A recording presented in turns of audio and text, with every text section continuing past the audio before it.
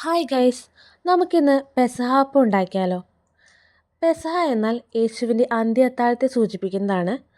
ഈശോ ശിഷ്യന്മാരോടൊപ്പം തൻ്റെ 12 ശിഷ്യന്മാരോടൊപ്പം അപ്പം മുറിച്ച് നൽകിയതിനെയാണ് ഇത് സൂചിപ്പിക്കുന്നത്. ഇതിന് നമ്മൾ നോർമലി പുളിപ്പില്ലാത്ത അപ്പം എന്നും നമ്മളിതിനെ പറയാറുണ്ട്.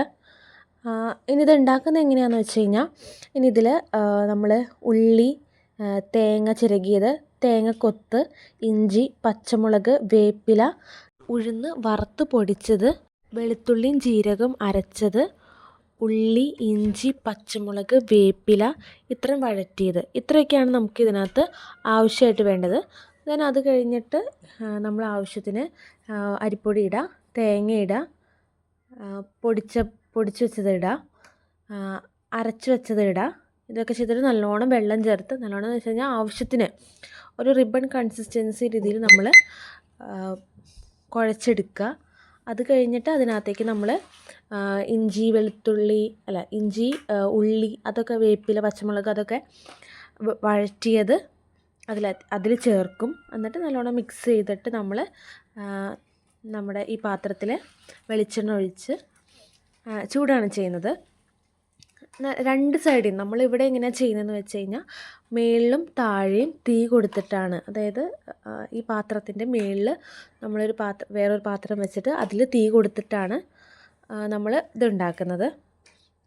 പിന്നെ നമ്മൾ ഇവിടെ രണ്ട് രീതിയിൽ ഉണ്ടാക്കാറുണ്ട്. ഒരേ ഒരു അപ്പം മാത്രം നമ്മൾ ഇങ്ങനെ ഉണ്ടാക്കാറുണ്ട്, പുഴുങ്ങി ഉണ്ടാക്കാറുണ്ട്. നമ്മൾ അതിൻ്റെ മേളിൽ നമ്മൾ കുരിശ് പോലെ ഇങ്ങനെ വെക്കും. ഇത് നമ്മൾ ഇപ്പോഴല്ല കേട്ടോ കഴിക്കുന്നത്. ഇത് കഴിഞ്ഞിട്ട് നമ്മൾ പാല് കുറുക്കും. തേങ്ങാപ്പാൽ വെച്ച് അരിപ്പൊടി ചേർത്ത് അതൊക്കെ ചെയ്തിട്ട് നമ്മൾ പാല് കുറുക്കും.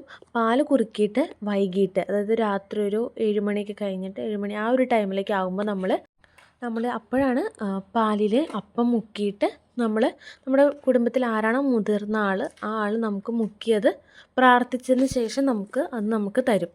അങ്ങനെയാണ് നമ്മളത് കഴിക്കുക.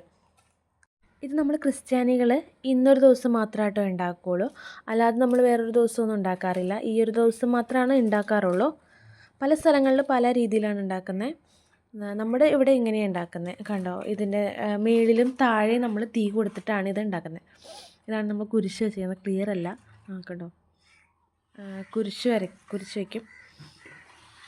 ഇതിപ്പോൾ നമ്മൾ 2 പാത്രം, ആദ്യം നമ്മൾ ഒരു പാത്രത്തിൽ മാത്രമാണ് ചുട്ടത്. ഇപ്പോൾ 2 പാത്രത്തിലും ആയിട്ടുണ്ട്. ഈ കാണുന്നതാണ് നമ്മുടെ അപ്പം. ഇത് കണ്ടോ, 2 പാത്രത്തിൽ നമുക്ക് അപ്പം ആയിക്കൊണ്ടിരിക്കുകയാണ്. ബൈ.